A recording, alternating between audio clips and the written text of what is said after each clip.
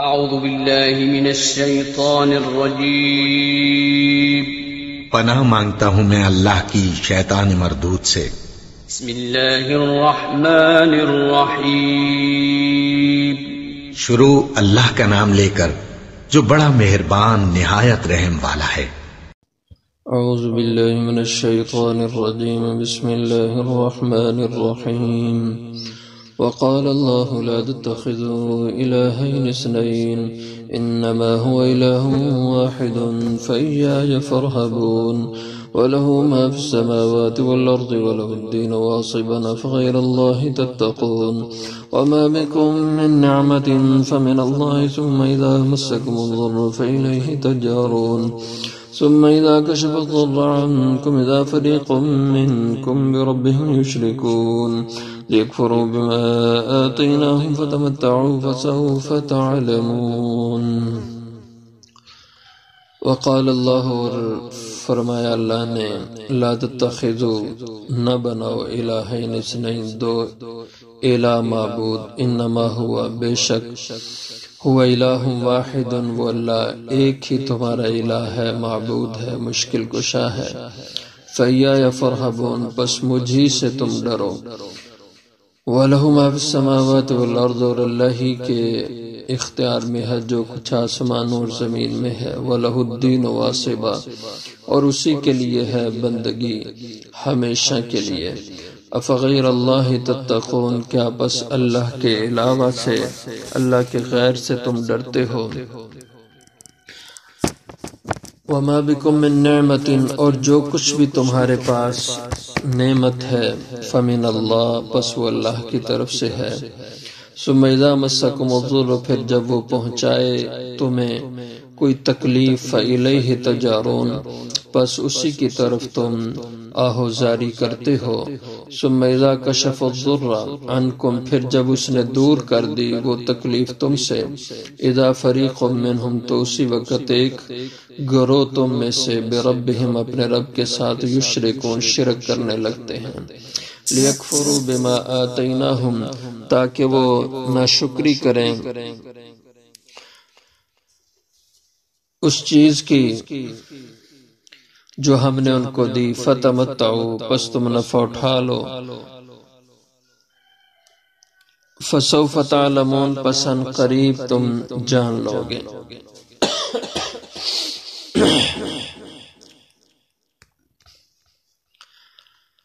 گزشتہ آیات میں اللہ جل شانہ کی قدرت کا بیان ہوا کہ ہر چیز کا سایہ اللہ کے حضور ہی جھکتا ہے، اس پہ غور کرنا چاہیے۔ ساری کائنات، زمین آسمان کی جتنی مخلوقات ہیں، سب اللہ کے حضور سجدہ ریز ہوتے ہیں۔ سب چیزوں کے سائے، انسان کے سائے سب اللہ کے آگے جھکتے ہیں، سجدہ ریز ہوتے ہیں۔ تو پھر انسان کو کیا ہے جو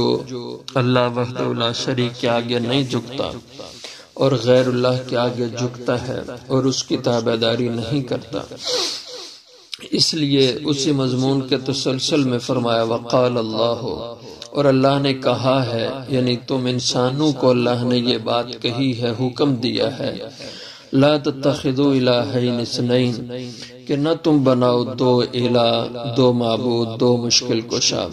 یعنی اللہ کو چھوڑ کر اور الہ، اللہ کے ساتھ کوئی اور نہ بناؤ، اللہ کا کسی کو شریک نہ بناؤ، نہ اس کی ذات میں نہ اس کی صفات میں، کیونکہ انما هو الہ واحد بے شک وہ ایک ہی الہ ہے، وہ اکیلا معبود ہے، مشکل کشا ہے، حاجت روا ہے، اپنی مشکلیں اپنی حاجتیں فقط اسی اللہ کے حضور رکھو کہ تمہارے سب کا الہ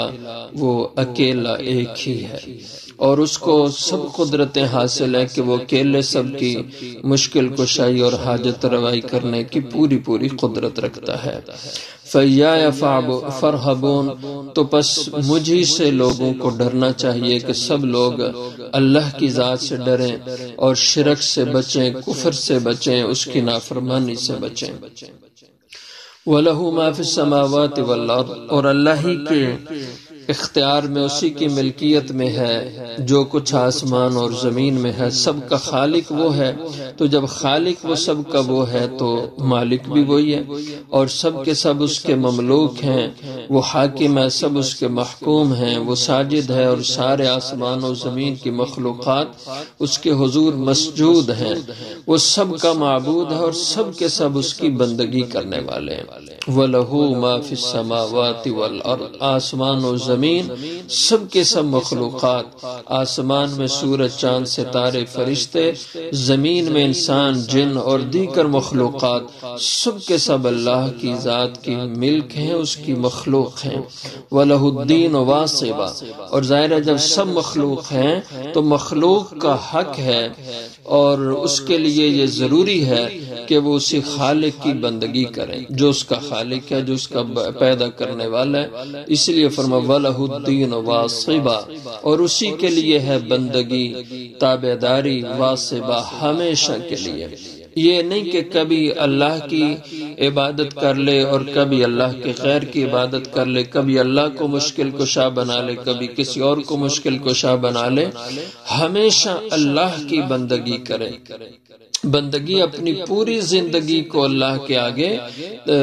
اللہ کے حضور سر تسلیم خم کر دے اور اللہ کے حضور اپنے آپ کو جھکا دے، اور پوری زندگی کے لیے واصبہ، ہمیشہ کے لیے۔ افغیر اللہ تتقون، کیا پس اللہ کے علاوہ سے، اللہ کے علاوہ جتنی ہستیاں ہیں ان سے تم تتقون ڈرتے ہو؟ جو لوگوں نے خدا بنا رکھے تھے، اپنے معبود بنا رکھے تھے، تو فرمایا ان سے تم ڈرتے ہو۔ تو ڈرنا تو صرف اللہ کی ذات سے چاہیے، اس کے عذاب سے، اس کی پکڑ سے ڈرنا چاہیے۔ وَمَا بِكُم مِّن نِّعْمَةٍ فَمِنَ اللَّهِ، تو فرمایا جو بھی تمہارے پاس نعمت ہے، جتنے بھی انعامات اللہ نے تمہیں دیے ہیں، فَمِنَ اللَّهِ، پس وہ سب اللہ کی طرف سے ہیں۔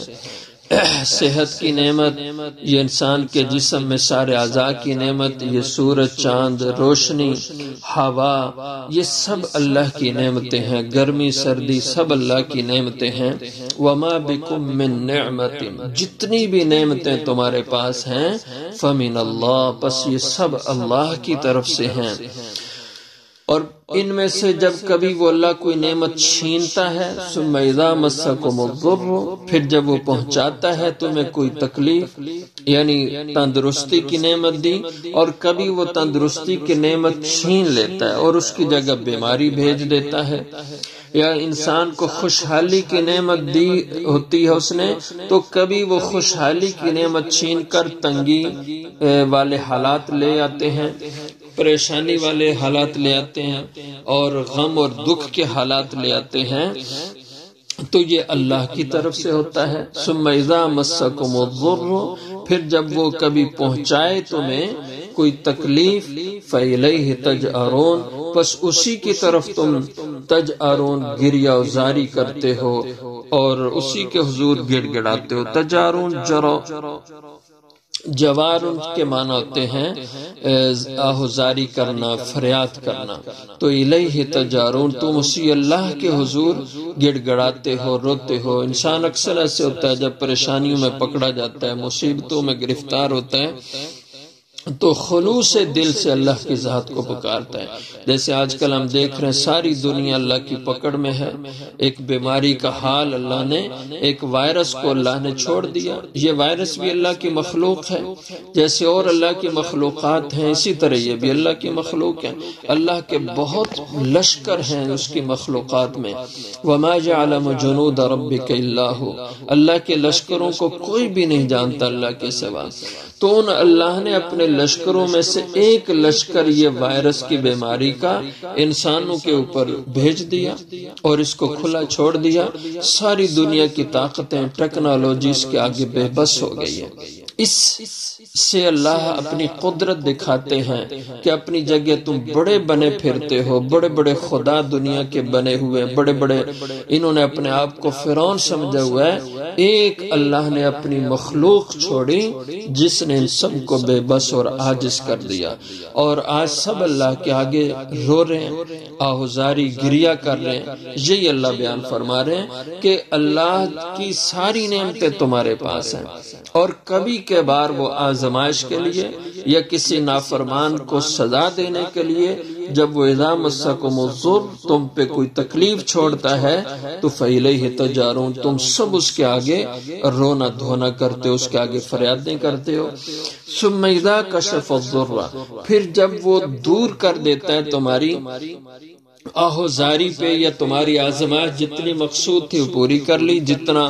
عذاب یا سزا دینا مقصود تھا وہ پوری کر لی، اور وہ اللہ اس مخلوق کو جو اللہ نے چھوڑی ہوتی ہے اس کو واپس بلا لیتے ہیں اور اس کو کنٹرول کر لیتے ہیں۔ اذا کشف الضر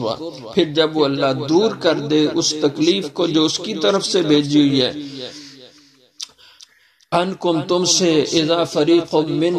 منکم تو اسی وقت جیسے خوشحالی آتی ہے اور تمہیں راحت اس تکلیف سے ملتی ہے، بیماری کا حال ہے تو اس سے صحت ملتی ہے، تو اذا فریق منہم اسی وقت ایک گروہ تم میں سے بربہم یشرکون اپنے رب کے ساتھ شرک کرنے لگ جاتا ہے، پھر رب کو فراموش کر دیتا ہے اور اس رب کو بھول جاتا ہے کہ یہ اس رب نے اس کو صحت تندرستی دی، اس رب نے اس تکلیف سے اس کو نجات دی، اور پھر وہ شکرانے اور نذرانے لے کر اللہ کے غیر کے پاس چلا جاتا ہے اور اس کے حضور جا کے نذرانہ دیتا ہے کہ گویا وہ یہ سمجھنے لگ جاتا ہے کہ یہ مجھ سے اس تکلیف پریشانی بیماری کو اللہ نے نہیں، اس مخلوق نے یا اس فلاں ہستی نے یا فلاں معبود نے یا اس کے فلاں خدا نے اس کی یہ تکلیف کو دور کیا۔ تو بربہم یشرکون اپنے رب کے ساتھ لوگ شرک کرنے لگتے ہیں، اور کوئی کہتے ہیں ہم نے یہ دوائی استعمال کی، ہم نے یہ ٹیکنالوجی استعمال کی، ہم نے یہ مہارت دکھائی، ہمارے ڈاکٹر بڑے ماہر تھے تب ہم نے اس کو شکست دے دی اور اس جنگ کو ہم نے جیت لیا۔ یہ سب شرک ہے، یہ اللہ کی ذات کی ساتھ شرک کرنے کی بات ہے کہ فلاں نے ہمیں ٹھیک کر دیا، فلاں نے یہ مہارت دکھا دی، تو وہ اللہ کے امر سے بیماری کا حال چلا جاتا ہے اور انسانوں کو راحت ملتی ہے، اور پھر انسان اس راحت کی اور صحت کی نسبتیں مخلوق کی طرف کرنا شروع کر دیتے ہیں۔ یہ شرک ہوتا ہے۔ لیکفروا بما آتیناہم،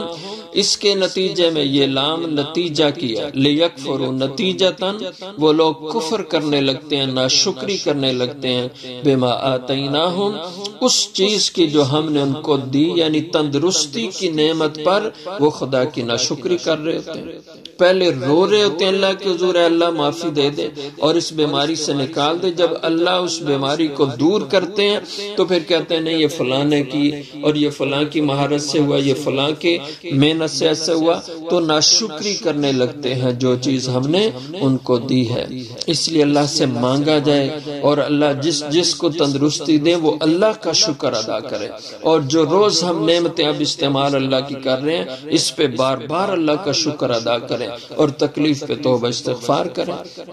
لیکن جو لوگ پھر بھی اللہ کی طرف سے راحت ملنے پر اس کی ناشکری کرتے ہیں تو اللہ ان سے فرماتے ہیں فتمتعوا، ٹھیک ہے اب تم راحت میں آگے اور اللہ کو پھر فراموش کر رہے ہو تو نفع اٹھا لو، کتنی دیر تک چلو گے؟ فتمتعوا یہ اللہ کی طرف سے دھمکی ہے، ڈراوا ہے، تمتعوا کچھ مزہ مزید کر لو اور مزید کچھ عرصہ عیش کر لو، میری کوئی کائنات سے تم نکل کے باہر تو نہیں چلے جاؤ گے، پھر بھی میری پکڑ اور گرفت میں ہو، میں جب چاہوں تمہیں پکڑ سکتا ہوں۔ یہ اللہ کی طرف سے ڈراوا ہے۔ فتمتعوا تو ٹھیک ہے کچھ اور نفع اٹھا لو اور عیش مزہ کر لو اس دنیا میں، فسوف تعلمون جاؤ گے کہاں؟ ان قریب تم جان لو گے اپنے اس نافرمانی، سرکشی اور بغاوت کے انجام کو۔ تو کہاں تم بھاگ کے جا سکتے ہو اللہ سے؟ اس لیے اللہ سے بار بار توبہ استغفار کی جائے اور اس سے معافی مانگی جائے، جو نعمتیں اس کی زندگی میں ہیں ان پہ بار بار اس کا شکر ادا کیا جائے، اور ان حالات سے جب اللہ نکال لیں تو لاکھ کروڑ بار پھر بھی اللہ کا ہی شکر انسان ادا کرے، اللہ کے غیر کا اس کو کرم نہ سمجھے۔ کیوں کہ اللہ کی پھر بھی پکڑ آ سکتی ہے، اور اللہ یہی بات سمجھا رہے ہیں اگر پھر بھی تم باز نہ آئے تو فتمتعوا پھر اور مزے کے کچھ دن گزار لینا، فسوف تعلمون آخر انجام کار تم جان لو گے کہ اللہ کی نافرمانی کا نتیجہ کیا ہوتا ہے۔ وآخر دعوانا